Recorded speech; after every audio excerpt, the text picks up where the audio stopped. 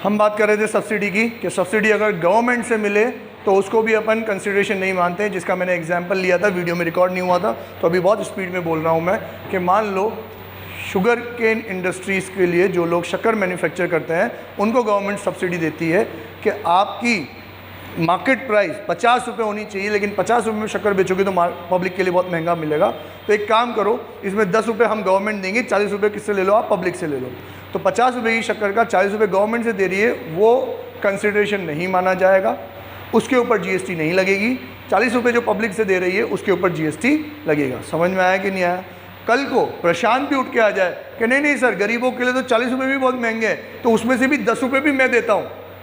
अब मैन्युफैक्चरर को 10 रुपये मिल रहे हैं गवर्नमेंट से, 10 रुपये मिल रहे हैं प्रशांत से, और 30 रुपये मिल रहे हैं पब्लिक से, तो सिर्फ गवर्नमेंट वाली सब्सिडी माफ़ है, प्रशांत वाली पे तो जीएसटी अभी भी लगेगा। सर 10 रुपये दे रहे हो तो 10 रुपये के ऊपर जीएसटी भी आपकी दो। समझ में आया कि नहीं आया?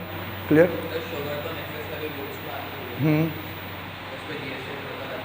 ये एक एग्जाम्पल है, ये एक एग्जाम्पल है सब्सिडी को समझाने के। शुगर के ऊपर जीएसटी लगता है कि नहीं लगता, इसका अपन पूरी लिस्ट पढ़ने वाला है, नेगेटिव लिस्ट। उसमें जिसके नाम होंगे उस पे नहीं लगेगा, बाकी सब पे लगेगा। नेगेटिव लिस्ट के बाद आएंगे आपके एग्जेम्पशंस, बहुत भारी है, उसमें भी जिसके नाम गुड्स में होंगे उन गुड्स वाली चीज़ें एग्जेम्प्ट है, और सर्विसेज जिसका नाम होगा वो सर्विसेज एग्जेम्प्ट है। तो अभी उस एंगल पे नहीं जाते, बहुत छोटे हैं अभी, अपन बड़े बनेंगे धीरे धीरे। नेक्स्ट है, अगला है आपका डिपॉजिट, कि डिपॉजिट के ऊपर भी जीएसटी नहीं लगेगा। आप कोई चीज़ खरीदने जाओ या किसी चीज़ की सर्विस लेने जाओ तो पहले आपको सिक्योरिटी डिपॉजिट जमा कराना पड़ता है। एग्जाम्पल रेंट, मैं कोई बिल्डिंग रेंट पे लेने जाऊंगा तो मेरे को पहले सिक्योरिटी डिपॉजिट जमा कराना पड़ता है, उसके ऊपर जीएसटी नहीं लगेगा क्योंकि वो कंसिडरेशन नहीं है। जो मंथली रेंट रहेगा उसके ऊपर जीएसटी लगेगा। लेकिन अगर आप उस डिपॉजिट को कंसिडरेशन में डिडक्ट करवाते हो, मतलब आपकी जो रेंट है उसमें डिडक्ट करवाते हो, तो फिर उसके ऊपर जीएसटी लग जाएगा। एग्जाम्पल, कुछ लोग 3 महीने का रेंट एडवांस में देते हैं, होता तो वो सिक्योरिटी डिपॉजिट की तरह ही है, लेकिन मैं कहूँ कि फिर मैं अगले 3 महीने तक रेंट नहीं दूंगा, ये जो मैंने एडवांस में दिया ये 3 महीने में एडजस्ट हो रहा है ना, तो फिर इसके ऊपर क्या लगेगा, जीएसटी लगेगा। क्लियर है?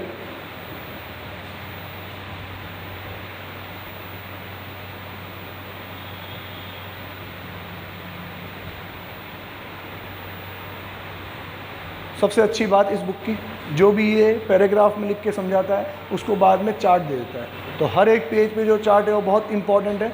उस चार्ट के पढ़ने से आपका पूरा पेज रीड करना ज़रूरी नहीं है। कंसिडरेशन, पेमेंट इन मनी और otherwise for the supplier, money और अदरवाइज मतलब कैश और इन काइंड।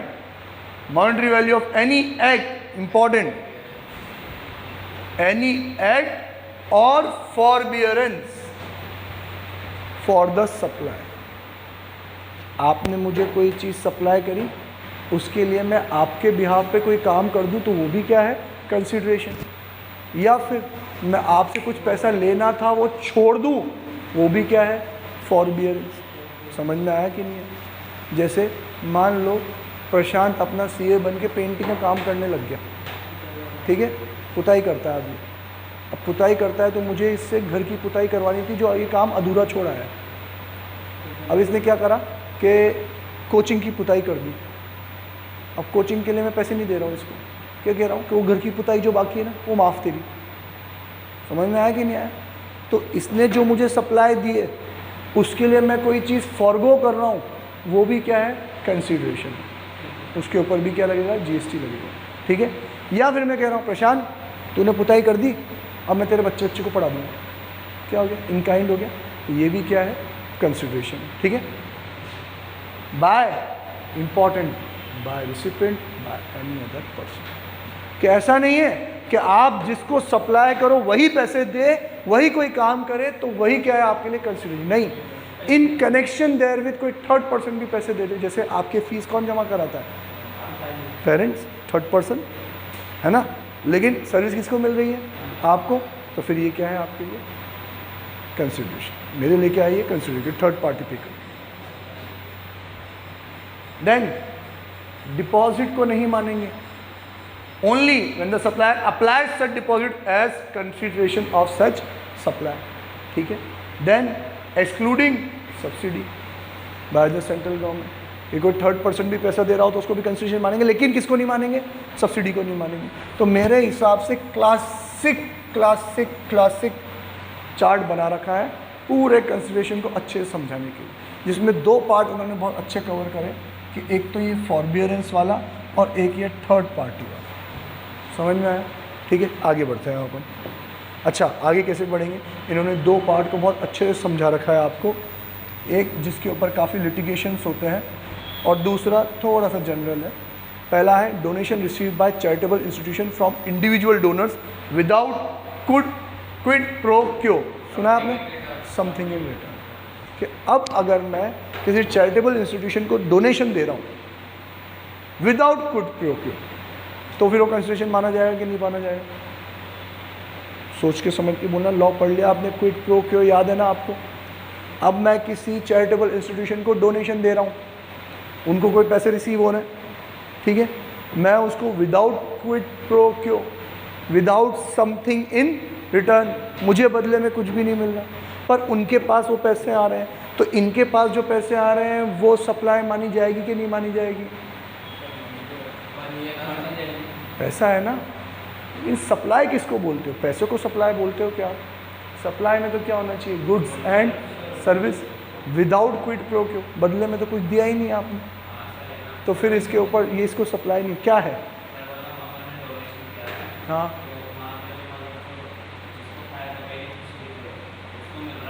कौन है बेनिफिशियरी? हाँ, बच्चों को मिल रहा है।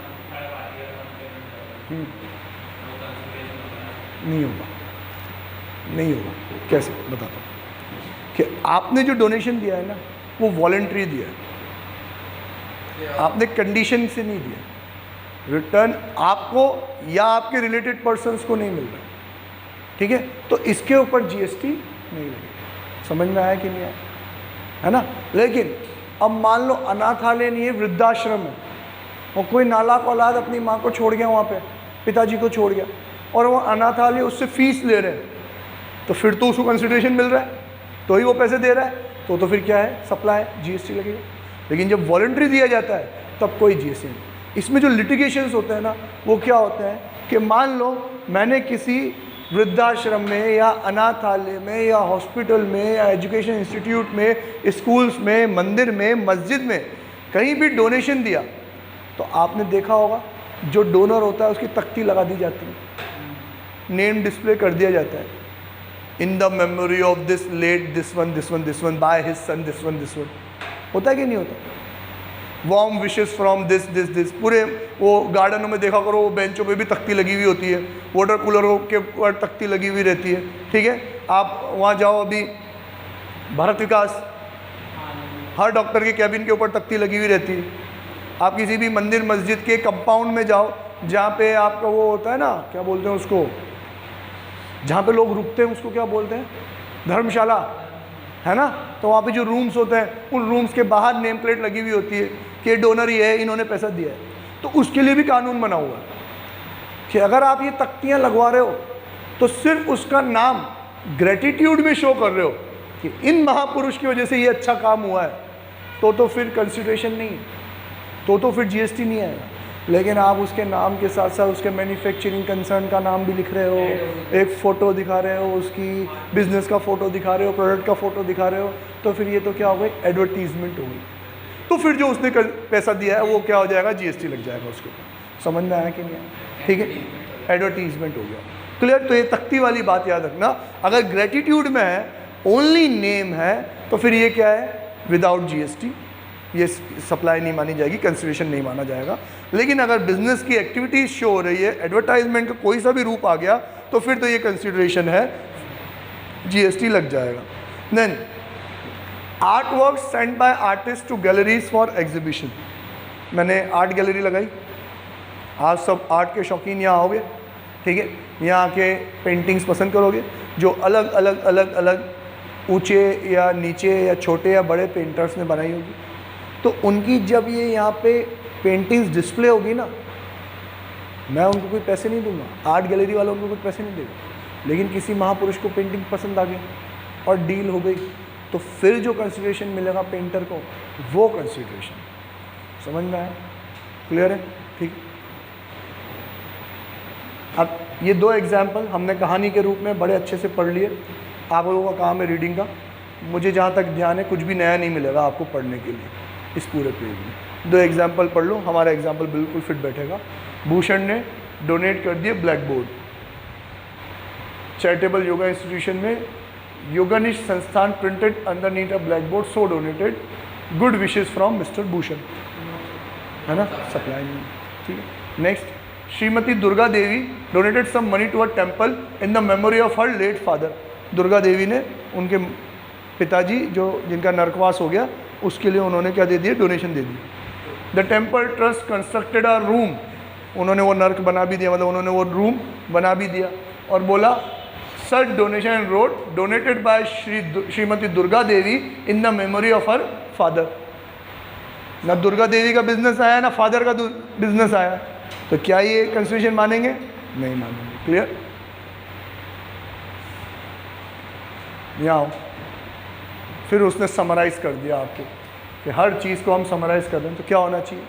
गिफ्ट और donation made to charitable organisation, payment has the character of gift और डोनेशन।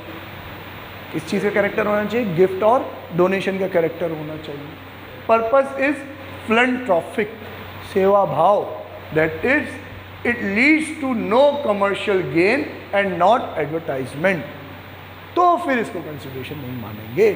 लेकिन आप यूँ सोचो कि आप इन चैरिटेबल इंस्टीट्यूशंस को कुछ भी दोगे तो जीएसटी नहीं लगेगा, गलत है। आप वहाँ जाके रुको, वहाँ रुकने का रूम का चार्जेस होते हैं, तो वो चार्जेस जो आप पे कर रहे हो सेवा भाव से पे कर रहे हो क्या? नहीं, आप उनसे एक सर्विस ले रहे हो, तो फिर तो जीएसटी लगेगा, मतलब फिर तो वो कंसिडरेशन का पार्ट है, क्योंकि आपको समथिंग इन रिटर्न मिल रहा है। कंसिडरेशन का मेन चीज़ क्या थी? विदाउट क्विड प्रो क्यो। एग्जाम्पल याद रखो ना रखो, मेन चीज़ याद रखना, विदाउट क्विड प्रो क्यो। डन? ओके, चलो कंसिडरेशन हो गया हमारा। अगला चलाते हैं अपन फर्दरेंस ऑफ बिजनेस, फिर इसको एंड करते हैं। देखो फर्दरेंस ऑफ बिजनेस, मैंने बहुत रिसर्च करी थी इसके शुरुआत में कि क्या चीज़ फर्दरेंस ऑफ बिजनेस आएगी और क्या चीज़ फर्दरेंस ऑफ बिजनेस में नहीं आएगी। एट द एंड मैंने आधा 1 घंटा वेस्ट किया, उसके बाद मैंने कंक्लूजन पे यही पहुंचा कि भाई साहब बिजनेस से जुड़ी हुई कोई सी भी चीज़ हो फर्दरेंस ऑफ बिजनेस आएगी। बिजनेस से जुड़ी हुई कोई सी भी चीज़ हो फर्दरेंस ऑफ बिजनेस आएगी। वॉल्यूम मैटर नहीं करता कि एक ट्रांजेक्शन, अबे साइलेंट भी तो होता है मोबाइल, टूणू।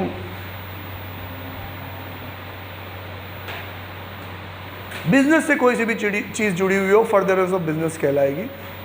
वॉल्यूम मैटर नहीं करता है और आपका उस चीज़ की तरफ शौक मैटर नहीं करता है।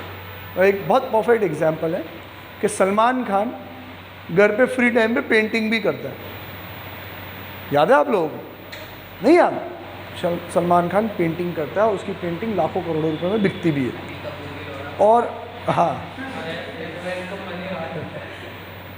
वेलकम मूवी में हमारा अनिल कपूर जो पेंटिंग करता है। अब अनिल कपूर की पेंटिंग अच्छी हो कि ना हो, और किसने करी है? अनिल कपूर ने, नाम अच्छा है तो वो बिकेगी। और अनिल कपूर भी, क्योंकि वो तो बहुत बड़ा एक्टर है, तो पेंटिंग करना उसका काम नहीं है, लेकिन फिर वो क्या कहता है मेरी पेंटिंग है अच्छे बिकेगी, तो पैसे रखता नहीं है, वो क्या कर देता है? डोनेट कर देता है। ये भी फर्दरेंस ऑफ बिजनेस में माना जाता है। वोकेशनल एक्टिविटी भी क्या मानी जाती है? फर्दरेंस ऑफ बिजनेस मानी जाती है। समझ में आया कि नहीं आया? ठीक है, चलो। तो सबसे इम्पॉर्टेंट तो ये आपको पढ़ना है, मैं नहीं पढ़ाऊँगा क्योंकि मैंने नतीजा बता दिया आपको कि at the end incidental to business is business furtherance of business. तो ये सारी चीज़ें आपको पढ़नी है, क्या क्या चीज़ फर्दरेंस ऑफ बिजनेस मानी जाएगी। मैं पढ़ूंगा तो सिर्फ वीडियो लंबी होगी, और अभी अब्दुल्ली सर आ चुके हैं इसलिए मैं पढ़ भी नहीं रहा हूँ, ठीक है? नहीं तो मैं पढ़ता ज़रूर इसको।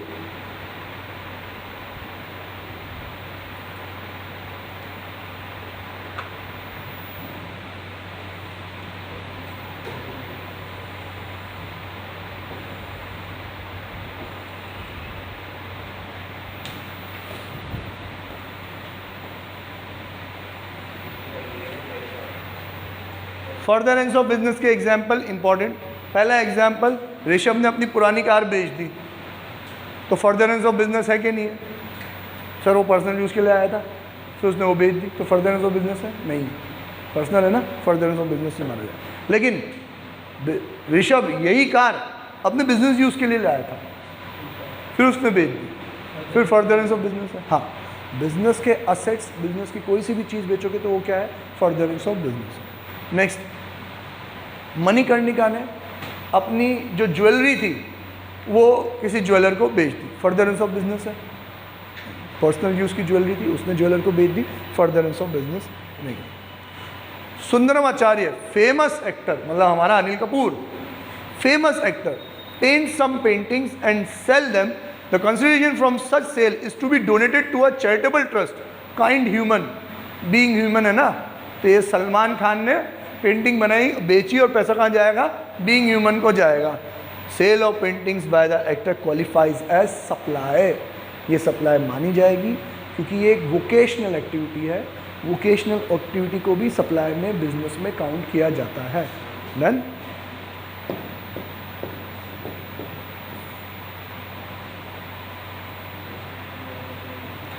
वेदर और not there is a frequency, volume, continuity और रेगुलरिटी। फ्रीक्वेंसी हो ना हो, कंटिन्यूटी हो ना हो, रेगुलरिटी हो ना हो, पर ये सप्लाई मानी जाएगी। भले ही वो 2 साल में एक पेंटिंग करता हो, पर ये सप्लाई मानी जाएगी। ठीक है। A resident welfare association provides a service of depositing electricity bills by our residents in lieu of some nominal charges. एक एसोसिएशन मतलब सोसाइटी होती है ना, गोकुलधाम सोसाइटी, तो गोकुलधाम सोसाइटी अपने फ्लैट ओनर्स को इलेक्ट्रिसिटी बिल जमा कराने की सुविधा देती है कि आप हमें पैसे दे दो, हमें बिल दे दो, हम जमा कराएंगे, नॉमिनल सी फीस लगेगी।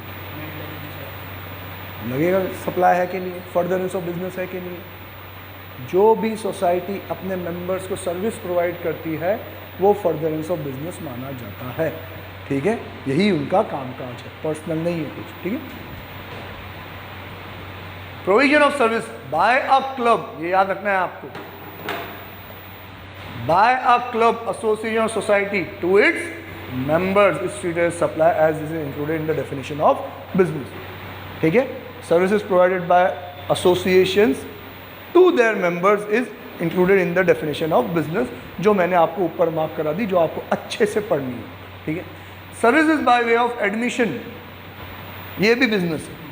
किसी भी जगह पे एंट्री एग्जिट कराने की अगर फीस लगती है तो वो भी बिजनेस माना जाता है। जैसे गाड़ी की पार्किंग, थिएटर, गाड़ी की पार्किंग, सर्कस, अम्यूजमेंट पार्क्स, तो यहाँ पे एंट्री के तो पैसे लगते हैं।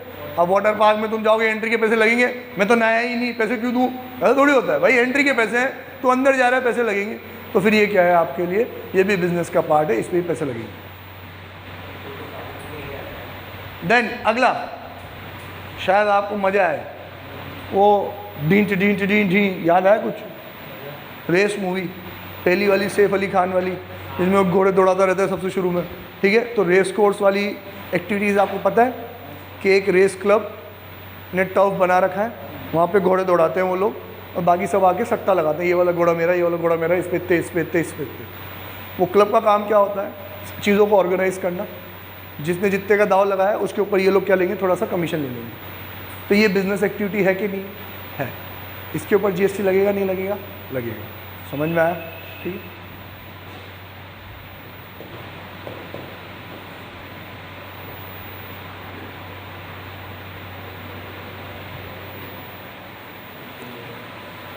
नेक्स्ट 2 पॉइंट अपन बहुत डिटेल में पढ़ेंगे। फर्दरेंस ऑफ बिजनेस का एक एक्सेप्शन है, there is one exception to this course of furtherance of business, importation of services for a consideration. ये पढ़ लिया ना अपन लोगों ने मेन लेक्चर में, है ना, importation of services for a consideration. Personal use के लिए सर्विसेज इंपोर्ट करिए, कंसिडरेशन में करिए, फर्दरेंस ऑफ बिजनेस नहीं है, फिर भी इसको क्या मानेंगे, सप्लाइज, सिंगल एक्सेप्शन है। Second, from the above discussion it can be inferred that if an activity or transaction satisfy all the above parameters as discussed in points A, B and C above, said activity or transaction qualifies as supply under GST। कौन कौन सा A, B, C, transfer हो, consideration हो, furtherance of business हो, तो भाई क्या है, ये सप्लाई है। ठीक है। आज के लिए इतना ही, फिर मिलते हैं अपन, तब तक के लिए बाय, टाटा, सी यू। सर तीनों में से एक चीज़ होती है, बाकी नहीं होती। अरे तो भाई क्या पढ़ा फिर अपन, 3 चीज़ होगी, 3 टिक होंगे तो ही सप्लाई है। फर्दरेंस ऑफ बिजनेस है पर पैसे नहीं ले रहा हूँ, सप्लाई नहीं है। आप लोग पढ़ रहे हो, पेरेंट्स हैं सर हमारी हालत बहुत ख़राब है, इसको भी पढ़ा दो, पढ़ ले भैया बैठ के, तो सर्विसेज तो सप्लाई नहीं, लेकिन फिर वो कंसिडरेशन में पढ़ेंगे। लेकिन अगर वो बच्चा रिलेटिव निकल गया, शब्बीर सर की बहन आके बोलेगी मैं भी पढ़ूंगी, और पैसे तो ले नहीं सकते उससे, पर रिश्तेदार को सर्विस प्रोवाइड कर रहे हैं, तो फिर सप्लाई माने। समझ में आया? 3 चीज़ हो तो ही सप्लाई है, 3 में से एक भी मिसिंग है तो सप्लाई नहीं है। ठीक है, हमने तो इस 3 चीज़ को भी 5 में ब्रेक किया। Goods and service, taxable person, transfer, consideration, furtherance of business. ठीक है, बाय, टाटा, सी यू।